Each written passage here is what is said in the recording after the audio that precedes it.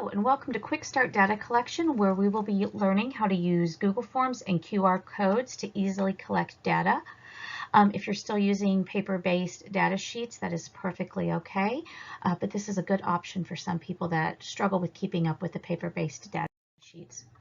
So there are a couple of behavior data sheet requirements that we have to consider when making our own data sheets.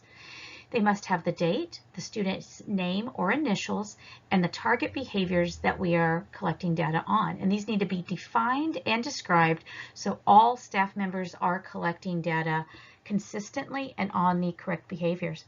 You might also need information such as the setting or the activity. This is really good to have in case you start to notice that every day behavior is happening during calendar math, or it always happens in the music room. It just gives you another layer of data that's really helpful. And also the time of day.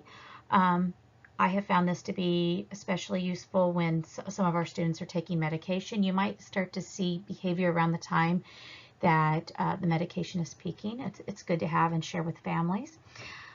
Behavior data sheets must also include replacement behaviors that are also defined and described, and the use of cool down room or timeout. I find that tracking replacement behaviors can be very helpful in seeing how often we're teaching the replacement behaviors. If we start to notice that the replacement behavior is always being prompted, maybe we need to use a different teaching method so the student can be more independent. Or we might start to notice that it's not being prompted or initiated, and then we know that we are not teaching a replacement behavior, and we need to start doing that and being a little bit more consistent on that. Remember, if the student already had the replacement behavior within their repertoire, they would be using it, and we wouldn't be seeing the problem behavior. So the secret to online data collection is Google Forms. These are very easy to use. It will walk you step by step on how to put the correct information into the Google Forms. And remember that it needs to follow all of those requirements that we just discussed. So once you have the Google form complete, then you need to create a link for it. That's very easy to find. It's up in the share setting, and that link will go into a QR code generator. So there are a lot of free options online. You don't have to use this one right here. This is just the one that I found that seems to be most helpful for me.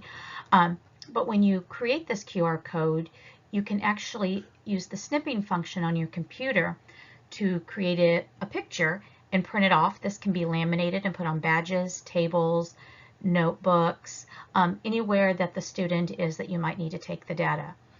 So with the QR code, once you have that printed and available, you can use your phone and either use a QR code app, or for iPhones and Androids, using your camera will immediately take you to the link. Then the staff member can then fill out the data sheet by just clicking boxes and filling in time and date. Last, we have our 4-step Google Sheets graphing instructions. This right here, you can go back and look at when you're actually graphing. You need at least 3 days worth of data to see a pattern. Once you have it in your Google Forms, there's actually a box that you can click and have everything moved over to a Google Sheets. Once you do that, your data is in Google Sheets, and you can highlight all of the cells that you need, select the Insert feature at the top of the page, and scroll down the list until you find Chart. At the time of this training, it was the 11th option from the top, and then you click Insert. Once it's inserted, you can move it wherever you want to in your document. An edit box will immediately pop up, and so you can add those things such as phase change lines, trend lines, any of that additional information that you find helpful.